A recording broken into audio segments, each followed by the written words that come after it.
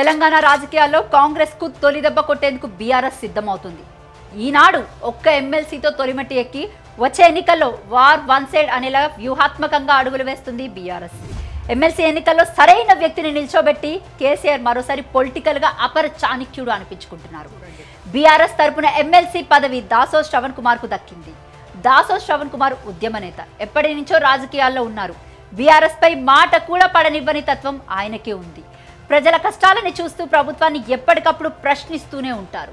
ఉద్యమ సమయంలో నుంచి కేసీఆర్ వెంట ఉన్నారు. మధ్యలో 2 సార్లు పార్టీ మారినా మళ్ళీ కేసీఆర్ చెంతకే చేరుకున్నారు.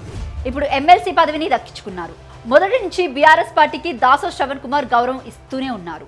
బీఆర్ఎస్ అధికారంలో ఉన్న సమయంలో కూడా దాసోజ్కు ఎమ్మెల్సీ పదవి ఇవ్వాలనుకుంది. అందుకు సంబంధించిన ఫైల్ను సైతం అప్పటి గవర్నర్ తమిళిసై వద్దకు పంపించారు. కానీ ఆమె ఓకే చేయలేదు. దీంతో ఎన్నికలు మళ్లీ రావడంతో అన్ని అలా జరిగిపోయాయి. మరోసారి ఎమ్మెల్సీ అభ్యర్థి ఎంపిక విషయంలో ఆయనకు పదవి దక్కలేదు. ఇప్పుడు కేసీఆర్ మరోసారి అవకాశం ఇచ్చారు. కాంగ్రెస్ ప్రభుత్వ తప్పులను బయటపెట్టడంలో శ్రవణ్ ఎప్పటికప్పుడు ముందు ఉంటారు. ప్రజల తరపున తమ గొంతును వినిపిస్తూ ఉంటారు. అందుకే ఎంతో మంది పోటీలో ఉన్నా కూడా శ్రవణ్ కు అవకాశం దక్కింది. అయితే దీని వెనుక కేసీఆర్ భారీ వ్యూహం ఉంది. బీసీ కోణంలో ఆలోచించి దాసో శ్రవణ్ కు ఎమ్మెల్సీగా అవకాశం ఇచ్చారు.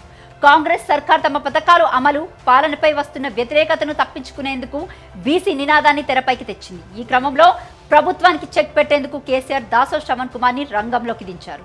ఉద్యమాల మూలాలతో పాటు రాష్ట్ర డెవలప్మెంట్ పై శ్రవణ్ కు పూర్తి పట్టుంది. పార్టీ పరంగా చూసుకున్నా, రాజకీయ పరంగా చూసుకున్నా కూడా శ్రవణ్ ఎమ్మెల్సీకి బెటర్ అని అనిపిస్తుంది. ఇప్పటికే చాలా సార్లు ప్రభుత్వ వైఫల్యాలను ప్రజల ముందుకు తీసుకొచ్చారు.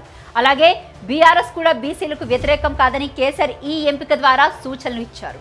ఇక బీఆర్ఎస్ టైం స్టార్ట్ అయిందని చెప్పడంలో ఎలాంటి సందేహం లేదు. దాసో శ్రవణ్ నామినేషన్ దాఖలు చేసే టైంలో కూడా ఆయన వెంట బీఆర్ఎస్ వర్కింగ్ ప్రెసిడెంట్ కేటీఆర్, మాజీ మంత్రి హరీష్ రావు, ఇతర బీఆర్ఎస్ నేతలు ఉన్నారు. ఇటు శ్రవణ్ తో పాటు మండలిలో బీఆర్ఎస్ తన వాయిస్ ను గట్టిగా ఈసారి వినిపించబోతుంది. బీఆర్ఎస్ అంటే మాటల వరకే కాదు, చేతలు కూడా చాలా షార్ప్ గా ఉంటాయని బీఆర్ఎస్ ఈ విధంగా సమయం వచ్చిన ప్రతిసారి నిరూపించుకుంటూనే ఉంది.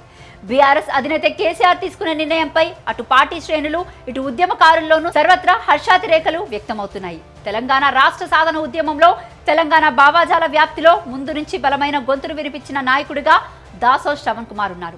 ఎమ్మెల్సీగా మరింత గట్టిగా మండలిలో తమ గొంతును గట్టిగా వినిపించబోతున్నారు.